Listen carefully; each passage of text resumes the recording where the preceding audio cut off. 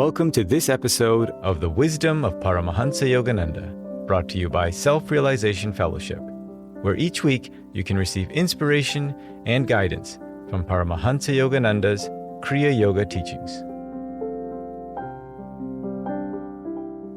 This talk is titled, How to Be a Master of Your Habits, by Brother Vimalananda.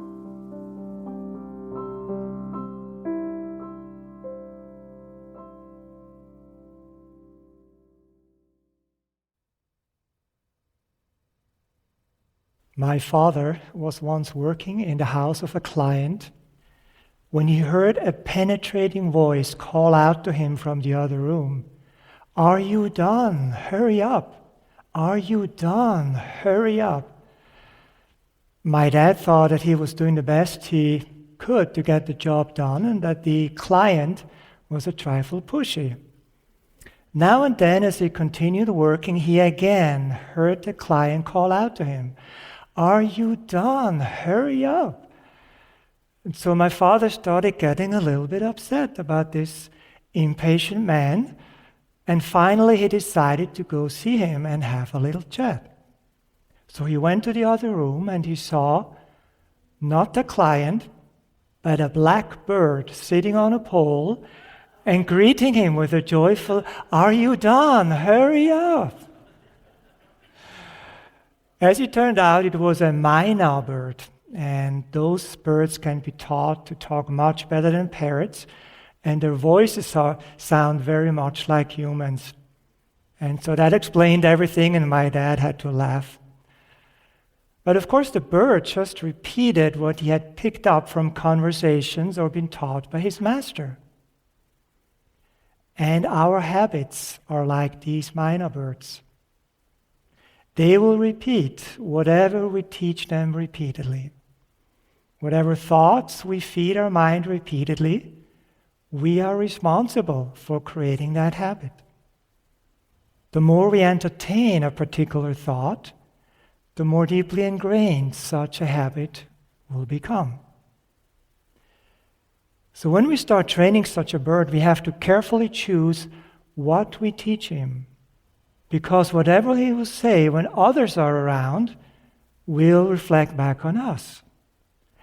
And if a bird hears something only once, we can still easily undo it by just not telling it to him again, and he will forget it. But what he hears over and over again, he will certainly happily repeat whenever he has a chance to do so. And this leads us to our topic today on habits, your master or your slave. Our Guru said it takes about 5 to 8 years to form a new habit. He said, the time that elapses in the formation of habits varies with individual nervous systems and brains, and is chiefly determined by the quality of attention. And so attention is the key word here. The more attention we put on what we do, the more we can retain the memory of it. And so the more attention we put into cultivating a good habit, the more quickly it will be established. Unfortunately, the same is true in regards to bad habits, and that's where we have to be careful. We all had this experience. Something very positive or something very sad or frightening happened to us, and the memory of it stayed with us for a long time. Because of our high level of attention and emotional involvement in that situation, this experience was deeply ingrained in our brain. We'll find that the more we focus on overcoming our bad habits, the more a certain law will come into play to help us. Jesus said in the Gospel according to St. Matthew, "Whosoever hath, to him shall be given, and he shall have abundance. But whosoever hath not, from him shall be taken away even that he hath." And our Guru explained, it is a law of nature that if you are a little less evil than good, your evil gradually will be taken away by the greater power of good. And if you have a little less good than evil, your few good habits will gradually be absorbed by the greater number of evil tendencies. The dominant quality, by its very preponderance, tends to attract more of the same quality. And in the Bhagavad Gita, Dhritarashtra, the blind king, spoke, on the holy plain of Kurukshetra, gathered together, eager for battle, my children, the Kurus and the Pandus. What did they, O Sanjay? And again our Guru explained, every spiritual aspirant should inquire of himself each day, how goes the battle between actions initiated by free choice and the actions influenced by prenatal habits? The soldiers of bad habits, ill health, and negativeness become invigorated by any actual performance by man of a bad action, whereas the soldiers of good habits are happily stimulated by any performance of a good action. Do not, therefore, feed bad habits with bad actions. Starve them out by self-control. Feed good habits with a nourishing food of good actions. Our Guru said that habits begin forming at the age of 3.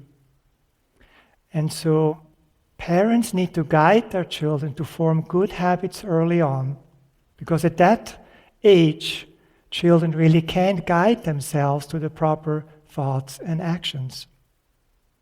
And childhood is a time when the mind is more pliable and good habits can be more easily established. And so it may take a child much less time to form a good habit than later on as an adult.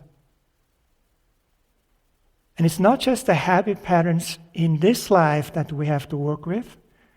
I think we all bring with us an interesting collection of not so good habits from prior incarnations. When you throw a boomerang properly, it comes right back to you. And so in the same way, through the law of karma, a thought is like a boomerang as well, returning to its source. We should therefore be careful and choose wisely which thought boomerangs we throw, because we will reap the corresponding effects. Our Guru said,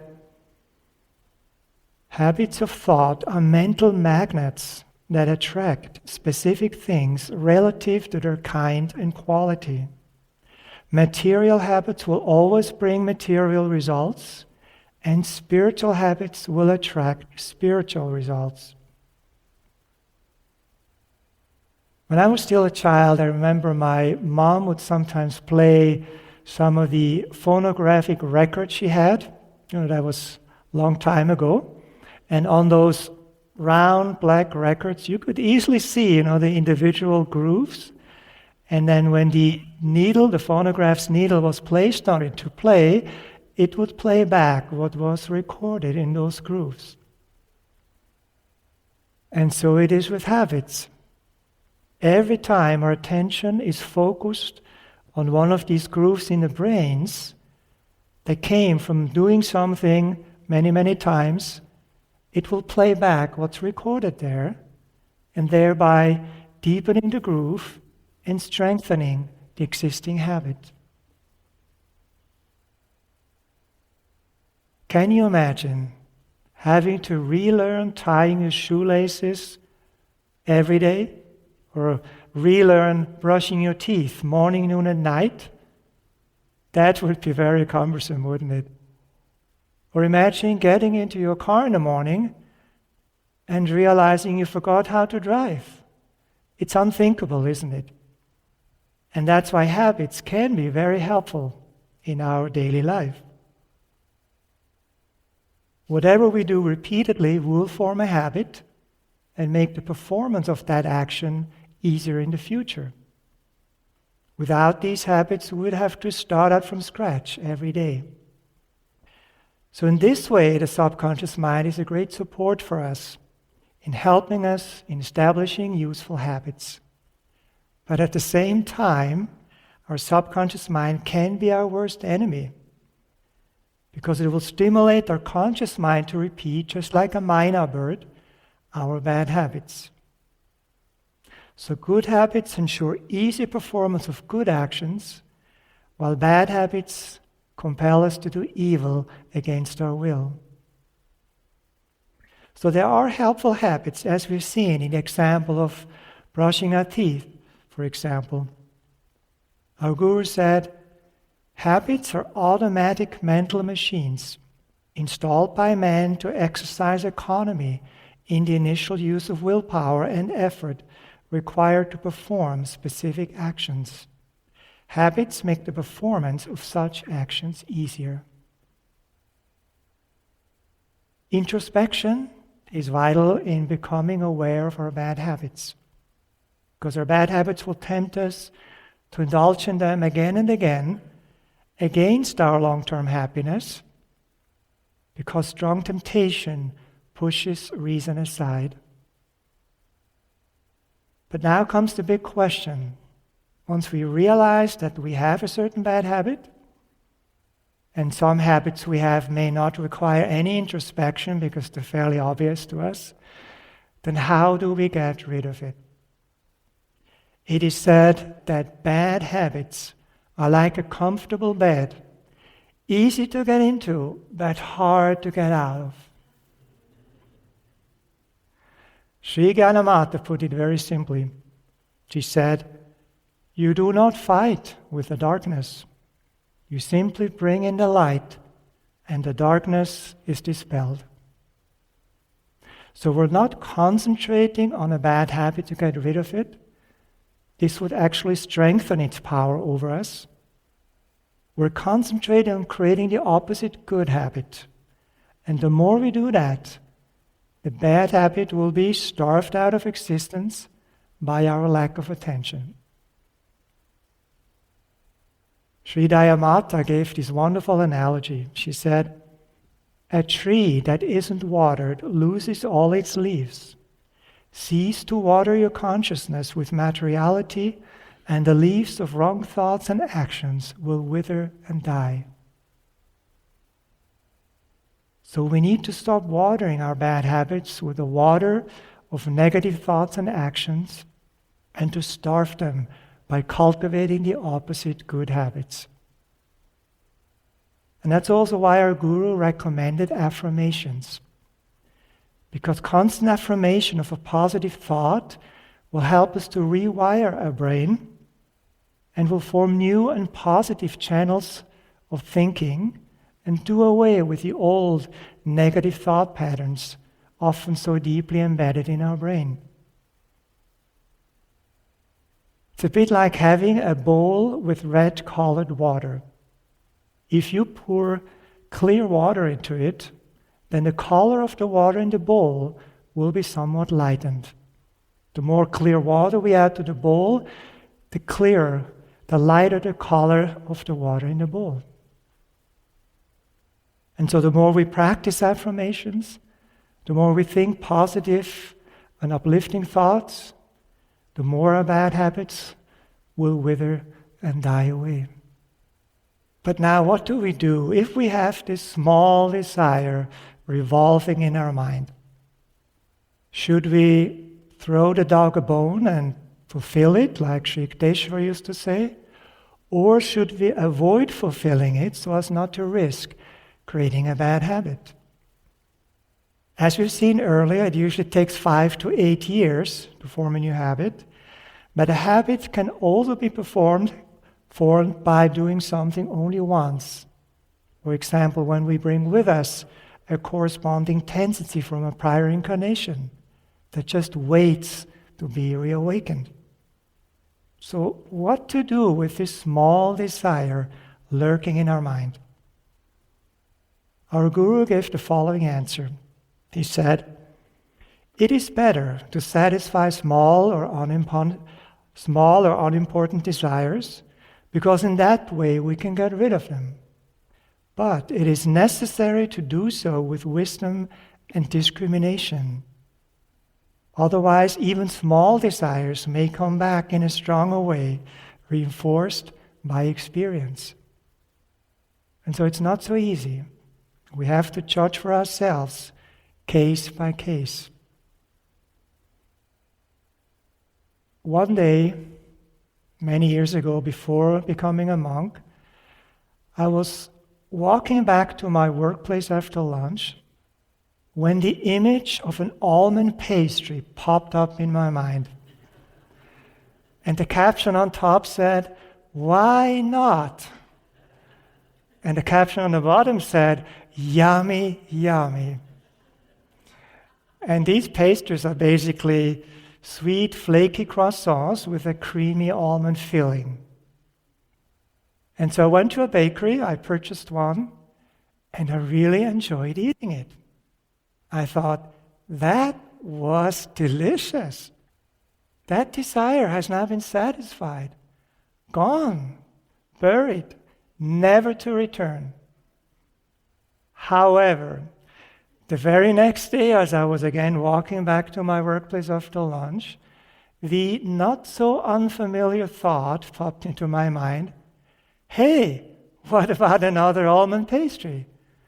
It's not going to kill me, and then I won't have it for a while. Famous last words. It was several weeks until I really realized I've been eating this pastry every day after lunch. And I was making excellent progress in establishing a rock-solid habit that was definitely not on my list of New Year's resolutions. And so it dawned on me I had to do something right away to prevent this habit from becoming established even more strongly. And I decided to not eat it for several months. And after that, I was fine with having it once in a while. But after about a year or so, I'd lost all interest. So this turned out well in the end, but it taught me that we have to be constantly on the lookout for bad habits to form without us really being aware of it. The earlier we catch them, the easier it is to get rid of them. And so that's what Guruji meant by fulfilling a small desire with discrimination, so that it doesn't form into a habit.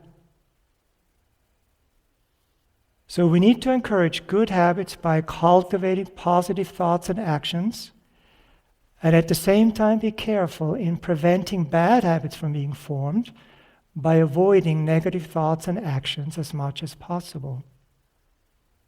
And when trying to overcome a bad habit, we have to patiently cultivate the opposite good habit day after day to erase the related bad habit and rewire the brain to the opposite good habit.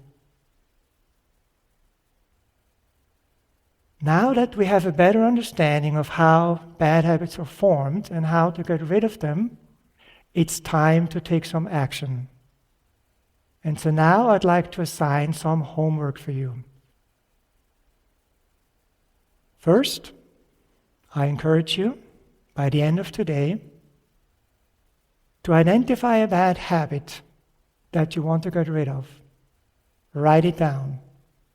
And then over the next few days, think about and write down what you're going to do to get rid of this bad habit. Let's make an example. Let us say you have the habit of inwardly criticizing another person on a regular basis. And for the sake of this example, let's call him John. So you could then determine to practice the opposite good habit by thinking positive and uplifting thoughts about John instead of criticizing him, thinking of the good qualities John has, praying for John, and sending him your love. And then whenever you become aware that you're again criticizing John inwardly, switch to this positive thinking, praying for John, and sending him your love instead. And you can support this process by daily practicing an affirmation, such as choosing one from Guruji's books, scientific healing affirmations, or metaphysical meditations.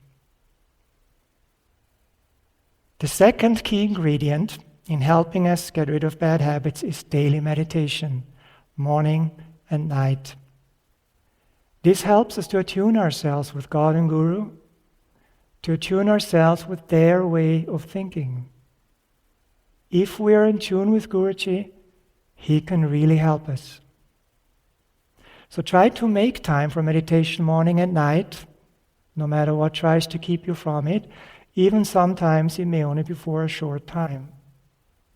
And then towards the end of your meditations, you can deeply pray to Guruji and ask him to help you overcome that bad habit. And as you're actively striving to do the best you can to overcome that bad habit, Guruji will be able to help you and guide you through your attunement with him. Besides meditation, the best habit to cultivate is the habit of thinking of God. Inwardly talking to him, telling him that we love him, that we want to feel his presence in an ever greater way. Loving God is the surest way to coax him to respond. Because he has everything in this universe, he created it, except our love. And so he's very much delighted if we turn to him without wanting anything from him except the ultimate gift of himself. And we will find that the more we cultivate the practice of the presence of God, the more our bad habits will fall away. Because in our greater attunement with God, we're more and more filled with his joy and his love, and we lose interest in indulging in our bad habits. Our bad habits are basically starved out of existence because we stop feeding them with bad actions. Because we're thinking of God. Because we want to hold on to the peace we feel from being with God. We also get rid of bad habits through discrimination as we understand their worthlessness. And meditation and the practice of Kriya Yoga will help us gain that understanding and realize the infinite joy that comes from union with God.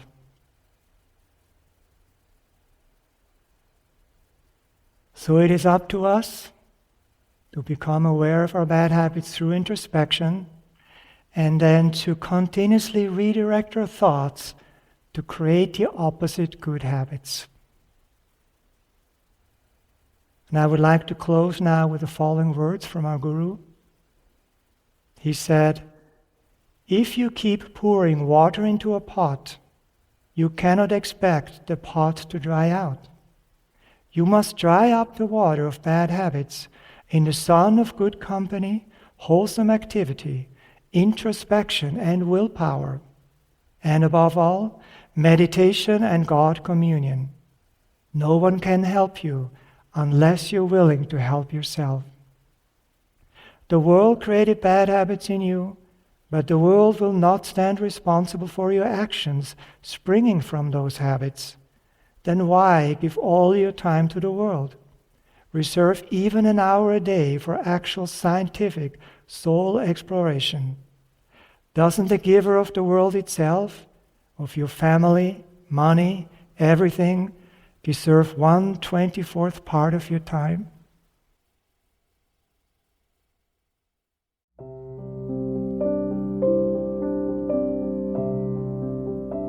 This has been a production of Self-Realization Fellowship, a non-profit organization founded by Paramahansa Yogananda in 1920.